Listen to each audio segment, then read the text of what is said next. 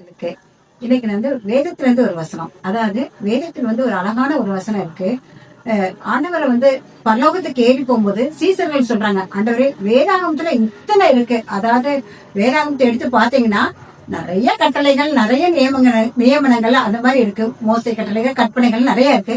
அப்ப இதெல்லாம் நாங்க எப்படி ஃபாலோ பண்றதுன்னு கேட்கும்போது ஆண்டவர் ஒரு வார்த்தை சொல்லிட்டு போவாரு.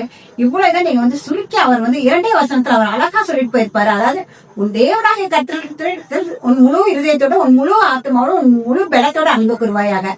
இதற்கொப்பான ஒரு கற்பனை என்ன என்றால், உன்னிடத்தில் நீ அன்பு கூறுவது போல பிறனிடத்துல அன்பு கூறுவாயாக. இது அதாவது கிறிஸ்டினா நான் பேசாம உங்களுக்கு ஈஸியா சொல்லணும்னா ஒரே தான் சுருக்கி சொல்லிட்டாங்க. ஆண்டவரை நீங்க ரொம்ப நேசிங்க, அதே மாதிரி மனுஷங்களை, சக மனுஷங்க ரொம்ப நேசிங்க, அன்பு செலுத்துங்க, இவ்வளவுதான் அப்படிங்கறத ரொம்ப சுருக்கமா சொல்லிட்டாரு.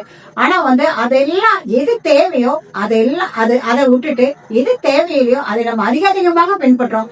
ஆனா ஆண்டவர் சொல்றாரு, அதே மாதிரி ஒரு இடத்துல சொல்றாங்க, ஆண்டவரை நீங்க சொன்ன எல்லா கற்பனையிலும் நான் அவர் ஒருத்தரை இறந்து போவார். அங்க ஆண்டவர் சொல்வாரு, நீ இங்க வர முடியாது பரத்துக்கு அப்படிம்பாங்க.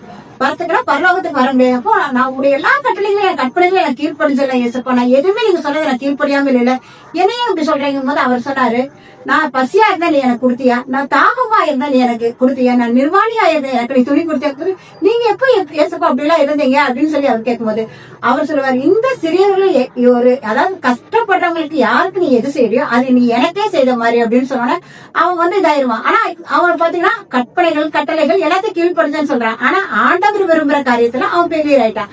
அது மாதிரிதான் இன்னைக்கு பாத்தீங்கன்னா நிறைய கிறிஸ்டியன்ஸ் பாத்தீங்கன்னா ரொம்ப நேரம் நாங்க ஜெபம் பண்றோம், ரொம்ப நேரம் நாங்க பைபிள் வாசிக்கிறோம் அப்படிலாம் சொல்லுவாங்க. ஆனா சின்ன ஒரு விஷயம், ஒரு பிறனை நேசிக்கிற ஒரு அன்பு அது அவங்க கிட்ட உண்மையாலுமே இருக்காது.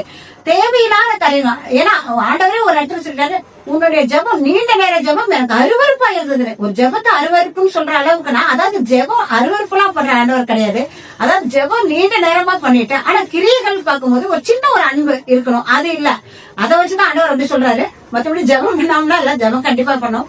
ஆனா என்னன்னா அவ்வளவு நேரம் ஜெபம் பண்ணிட்டு ஆனா சின்ன ஒரு அன்பு இல்லாம இருக்கிறத விட நீங்க அன்பா இருங்க, அதான் நான் விரும்புறேன்னு ஆண்டவர் சொல்றாரு. இன்னைக்கு ஒரு சின்ன மெசேஜ் அதை சொல்லணும்னு தோணுச்சு ஃப்ரெண்ட்ஸ். அவ்வளவுதான். தேங்க்யூ.